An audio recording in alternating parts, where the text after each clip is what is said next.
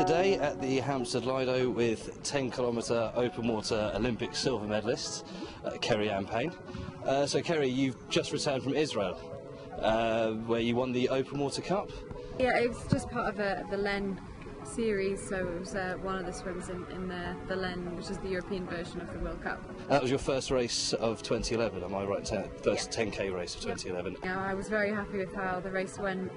It was really smooth, the course was a brilliant course, really easy to sight as well as we're swimming around. So yeah, it was a brilliant race. I just did what I normally did and stuck out in front and just made sure that nobody passed me down the last sort of 200 metres. So the World Championships are just 2 months away. How are you feeling ahead of the event in China? I'm still kind of reeling over what I've just done in Israel. I mean, I only got back about 2 days ago now, so just take this week to kind of chill out and get back into the swing of things, and then I'll start thinking about the Worlds. But I mean, it's a really big competition for me. It's the Olympic qualifiers, so you know, there's going to be a lot of pressure and it's going to be really tight to make the team. So just try and focus on swimming as well as I can between now and then. What's the kind of competition like compared to the rest of the world? As you said, it sounds like it's going to be, you know, you have to be on your best to qualify. What's the kind of competition like from the world? We're all in the same boat. Everybody from every country is in the same boat, so it's not going to be easy by any means. Everybody's going to be wanting to get in that top 10 position to make the team. So I mean, it's a World Championships. We've got the best swimmers in the world there. So it's yeah, it'll be probably one of the hardest swims. It'll probably be harder than the Olympics. Well, open water swimming has really grown in popularity over the last few years. What was it about the event or the sport that initially attracted you? It was luck, not luck, that's the wrong word. My Cassie Patton had moved up from Plymouth to Stockport Metro, and she was already doing open water swims, so my coach just said it was a natural progression from doing 800s in the pool to try 10Ks and just to see how it went, and things seemed to go quite well, so it all kind of spiralled from there. Well, you're no stranger to pool events either. I believe you broke the 1500 metre British freestyle record in March. Is there a preference between pool events and open water events, a personal preference, or do you find yourself better at others, or do you enjoy pool events more than open water, or vice versa? I wouldn't say necessarily I enjoy either one more than the other. I definitely wasn't the biggest fan of open water swimming when I first did them, but I've learned to like them and to love them and love swimming them. My heart, though, I must admit, is in the pool, and if I was as good as you know, as I am in open water, then I'd definitely be swimming more in the pool. I think you know, it's just where I started out, and it's what I love doing as well. So I couldn't say either one I like the best, but I just love swimming, to be honest. Anything involving swimming. Apart from the distance of 10 kilometres, obviously a lot of endurance training. What other factors do you need to consider when you are training for an open water event compared to a pool event? Well, it's very different. Obviously, in open water, you're outside, so you have the elements to start off with. In a pool, you have your, you know, a roof, or I suppose the Lido's a little bit different. It hasn't got a roof here, but the weather, it plays a big part. The wind, if there's any wind. Again, if you're in the sea, if there's a current. So these are all the kind of things that you need to practice beforehand if you can. So if you're going to do open water swimming, it's good to get a lot of experience, or as much experience in open water swimming as possible.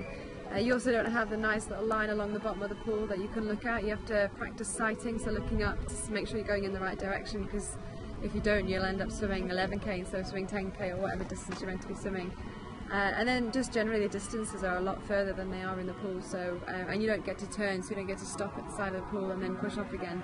So there is, like you said, a lot of endurance involved in open water swimming. So how will the pressure differ, would you say, from the Beijing Games? Not only, as we know, it's a home games, but you're also going to be a major medal hope this time around. People are a lot more aware of the open water event. People are a lot more aware of who you are. Yeah. Is that something else that you're going to have, that you're learning to deal with, or is it something you just have to take as it comes? I am learning to deal with it. We do have sports psychologists that come to Stockport, where I'm based, and they go through a lot of programs with me. I'm not, you know, I don't have a mental disability or anything, or a mental, you know, it's not like that for us.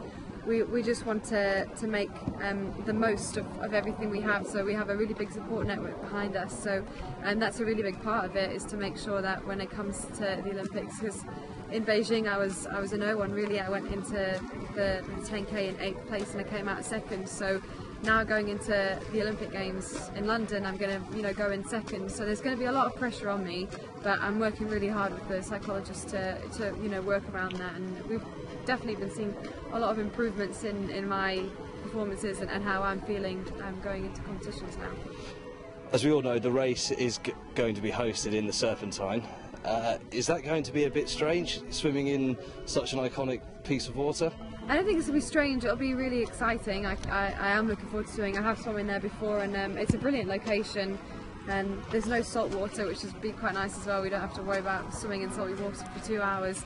I suppose the only thing we'll have to worry about is trying to dodge all the swans that swim in the Serpentine. So yeah, I'm sure they'll figure out a way of sorting all of that out. But no, it's not going to be weird. It's going to be, hopefully it'll be amazing just swimming in like I said, in such an iconic location. Well, the race itself, particularly the beginning, looks like complete pandemonium. Lots of kicking, lots of punching that looks like it's flying around. Is that something that goes unnoticed, or is there quite strict rules within the event, within the discipline, to eradicate all that type of behaviour from the sport? There is a lot of discipline involved in that. I mean, you're never going to have a perfectly nice race. You have 50 girls trying to get to the same place as you from A to B, and there's always going to be a few cuts and bruises on the way, but it's never, not 9 times out of 10, it's just an accident. Just because you're swimming in such close proximity, you will get a little elbow here, or a little slap or something like that, but it's just something that you have to accept as part of the sport. But we do have referees that follow us as we go around, especially around the boys, and at the start are probably the most, the places where most damage can be done, I guess. So there are referees watching us, and it's the same system as football, so yellow card or 2 yellow cards and you get a straight red card. As you said, 9 times out of 10 it's accidents. Is there anyone in the event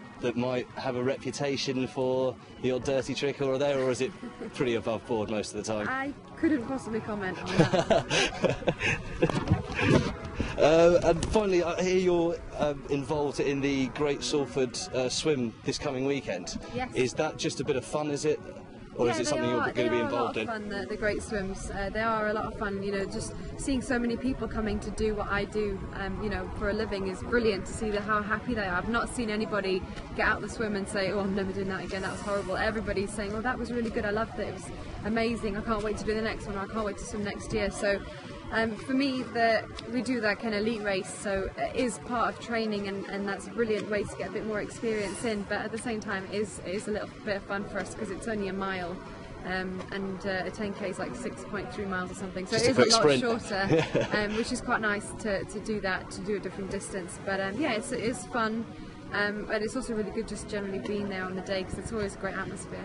So you will be competing as well on the day? It won't just be a sort of celebrity appearance type thing? No, I shall be swimming, yeah. That's great. I think that's everything we need and what we wanted. That's great. Thanks very much, Keri-Anne. No problem. It's brilliant. Thanks very much. Thank you.